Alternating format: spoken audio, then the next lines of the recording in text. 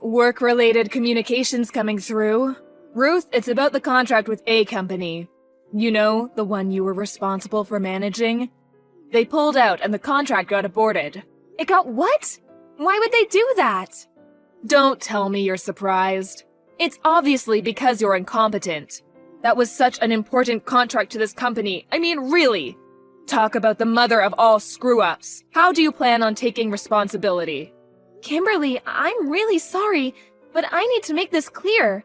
I was in charge of that project and responsible for all communications between our company and that client. There hasn't even been so much as a hint of a problem until now. Why would they pull out all of a sudden? Listen, Ruth. I've been holding back so as not to upset you. But shall I just come out with it? Not to upset me?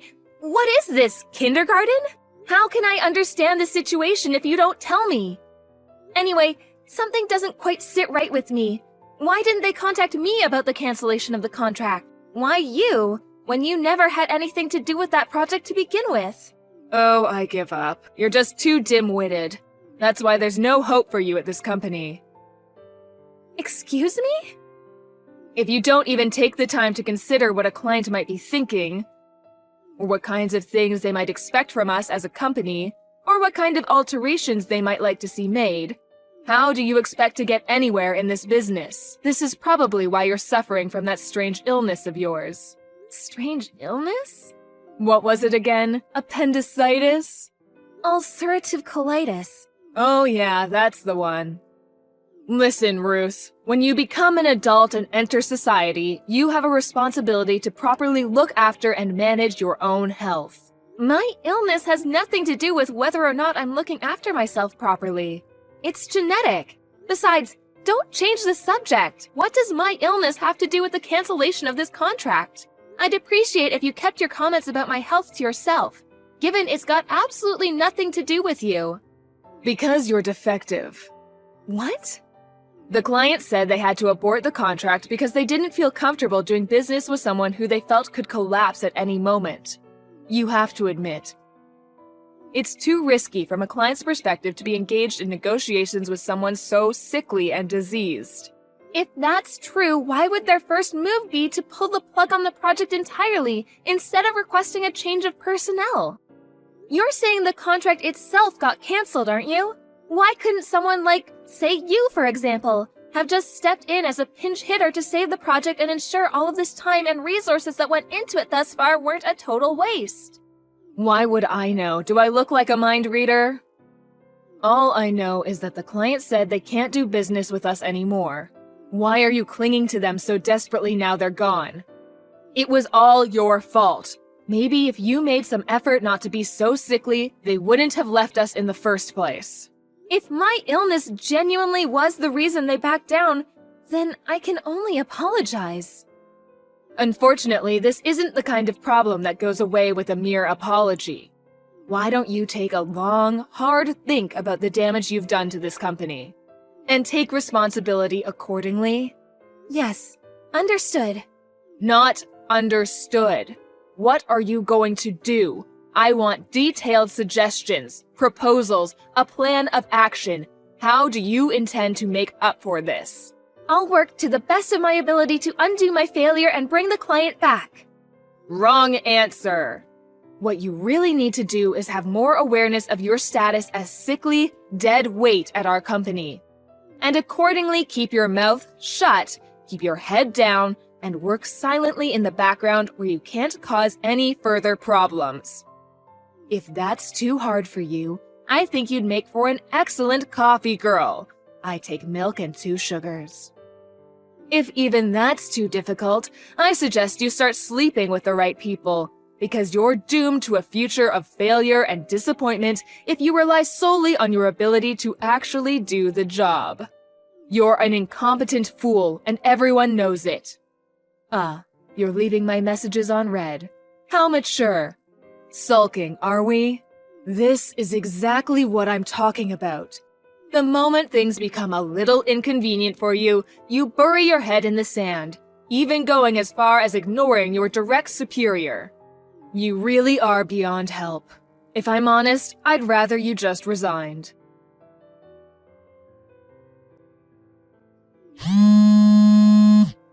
Good morning, Kimberly. I'm in the middle of a job right now, so I can't talk on the phone. Can I help you with something? Wait, shouldn't you be in the office already? How dare you? Do not screw me around, Ruth. What lies have you been filling the boss's head with?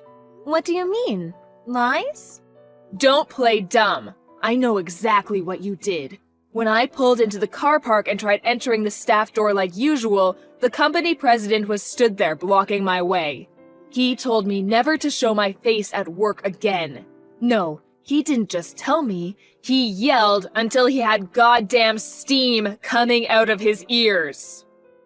Oh, wow, that sounds rough.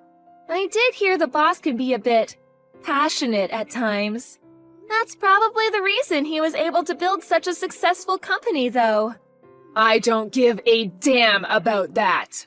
All I can think of is that you went up and said something to him. Why else would he fire me?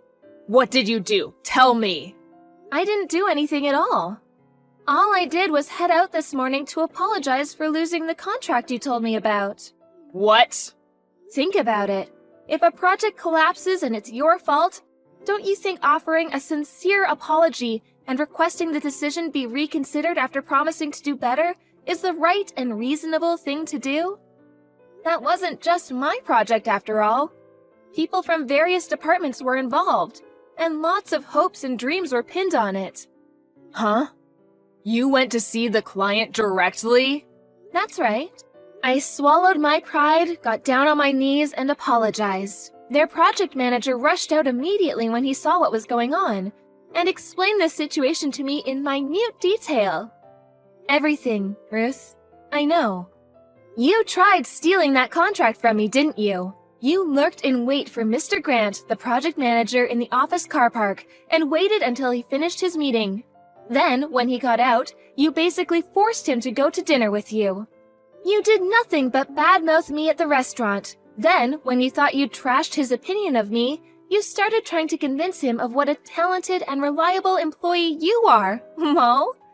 Have you no shame? Then, to top it all off, you invited him to stay the night at a hotel with you. He described his feelings at the time of a complex mixture of shock, disgust, and terror. Being so desperate to go home at that point that he'd do anything to get away from you, but at the same time wanting to avoid handing you the project at all costs. He did the only thing he could think of and proposed aborting the contract entirely. Here's the key point, though. He didn't actually want to. But you, feeling you had the ammunition you needed, launched your full frontal assault on me and came up with whatever lies it took to have me held responsible. Even putting it mildly, you're a disgrace. Don't worry, though. I already told the section manager everything. Based on what you just told me, it seems like word of what you did made its way into conversation with the president. Why, you really shouldn't have done that. Mark my words, you won't get away with this. I'll make you regret it if it's the last thing I do. Prepare yourself, Ruth. There is a storm coming. Do what you like. Just make sure you don't do anything to cause any further trouble for the company. You might have been fired, but this company's done a lot for you, so I hope you've at least got the decency to spare them the nuance of your little revenge campaign. Ruth, long time no see. Is now a good time? I have some news for you. What?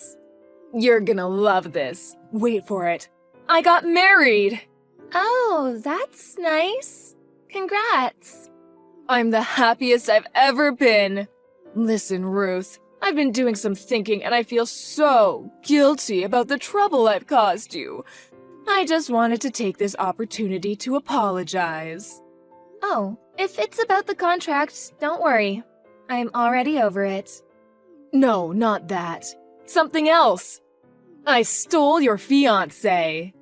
My fiancé? Who do you mean when you say my fiancé? I'm not engaged to anyone. I've been happily married for a long time. WTF? Wait a sec. This can't be. You're joking, aren't you? Or you're lying because you're so angry. Yes, That must be it, lol. It's not a joke and it's not a lie. I'm married, which means I have a husband. Which means I'm not engaged, which means I don't have a fiancé for you to steal. Aha, that's it. I bet you've already had word from him about the engagement being broken off, haven't you? I bet you're sat reminiscing over old photos and crying your eyes out as we speak. Look, I get it. I'm probably the last person you want to admit your heartbreak to. You won't be the only one crying at this rate. You're so pathetic, I think I almost feel sorry for you, lol. You must be making some kind of misunderstanding. I'm not misunderstanding anything. I know he's your fiancé. He approached me while I was crying on my own at the car park. On the day the president fired me outside the office, he really is a wonderful man. He could see I was upset and asked me if I needed someone to talk to. That's all well and good, but I don't see how you go from that being dead certain this randomer from the car park is my fiancé. He told me, of course. He said he came to the office to drop something off his fiancé left at home. But he said he just couldn't bear to see such a pretty girl crying and not say anything. I figured out he was your fiancé. Well, we were chatting over a coffee in a local cafe. I'm sorry to say this, but he said he found me much more attractive than you, and that I gave him butterflies in his stomach of the kind he hadn't felt since he was a teenager. Things between us began moving really fast after that. We went to bed together that night, and before we knew it, we were discussing marriage. It was then I knew I'd found my soulmate. He sounds like a scammer. Huh? Yep, a marriage scammer. What? Don't be so ridiculous. A marriage scammer, what even is that? Make some sense, woman. We are soulmates. Are you jealous? Is that it? Kimberly, it seems like your desire to take revenge on me is clouding your better judgment and impairing your ability to think rationally. That's the most obvious marriage scam I've ever heard of. Did he ask you for money at any point while he wasn't whispering sweet nothings in your ear? Let me guess. Something like an advance payment on the wedding costs, which he empathetically promised he'd give you back later? Huh? How did you know? Yes, he did. But that's hardly unusual. Things are moving really fast between us, so he probably didn't have the funds to get the ball rolling at a moment's notice. This is just how whirlwind romances are. Oh, no. You'll never see that money again. I'm pretty familiar with this scam because I had a friend who very nearly fell for the same one a while back. Luckily, she realized what was going on and backed out at the last minute. You, however, such a shame. I'm actually embarrassed for you, Ruth. The lengths you'll go to hide your heartbreak over having your fiancé stolen are bordering on tragic. Please salvage what remains of your dignity by gracefully admitting defeat. Yes, that's right. You lost, and I won. I can repeat myself if you like. I'm already married. My husband's abroad on business right now. But I can send you some pictures of us if you like. Oh, please, stop it, Ruth. You can't seriously expect me to believe someone like you could bag yourself a husband. What man in his right mind would have an interest in a sickly little creature like you? We were classmates in high school. We were friends since long before I fell ill. He confessed his love to me after I got my diagnosis. He said the illness was irrelevant to him, and he wanted to be with me because he loved me. Wait a sec. What? So this guy I'm engaged to really isn't your fiancé? Yay, you finally got it! This is kinda what I've been trying to tell you this whole time. I just tried to call him. He won't pick up. What should I do? Help! Not my problem. What? You mean you're not going to help me? This is all your fault. The least you could do is give me some advice. Take responsibility for what you have done. What? This is my fault? So let me get this straight. First, you tried to steal my contract back when you still had a job and failed miserably. Then, you tried to steal my fiancé, assumed, and failed miserably once again. Is that a fair summary? To top it all off, suddenly I'm the one who's responsible somehow? Really gets the neurons firing. Would you mind explaining which part exactly is my fault? I'm drawing blanks here. Don't twist the facts. I want my money back. $40,000 directly into my bank account now. Nope. 40K though. Wow, he took you to the gleaners. It's time you learned how to take responsibility for your own actions, Kimberly. Fine, you win. I'll apologize for what I did. I'm sorry for everything. The contract, trying to steal your fiancé, everything. Can I just have my money back? Please? Not only did he take my entire bank balance, I don't even have a job anymore. How am I supposed to live? Go back and live with your parents then? Or you could, I don't know, find a new job? In any case, I have zero obligation to help you. Please stop talking like that. We used to be coworkers. Ruth, I'm begging you. Ruth! We used to be coworkers? That's literally the least compelling plea for help I've ever heard. Anyway, I'm sure you'll figure out a way to fix this on your own. After all, you were always super talented at getting yourself out of difficult situations, weren't you? By sleeping with the right people? After that, Kimberly started showing up outside the company office every day, lurking behind cars until I clocked off, at which point she would jump out yelling expletives and harass me relentlessly. However, she was eventually spotted by our notoriously passionate and at times hot-headed company president. He reported her to the police, who came down immediately and bundled her into the back of a car. Apparently, her spirit was so crushed when hit with the reality of what her life had become, she broke down in tears in the police car and was inconsolable by the time she reached the station. Eventually, she somehow or other managed to pull herself together and went home with a caution, promising never to go near me ever again. However, sources tell me she's still vigilantly watching and waiting, biding her time until another opportunity to take her revenge on me presents itself.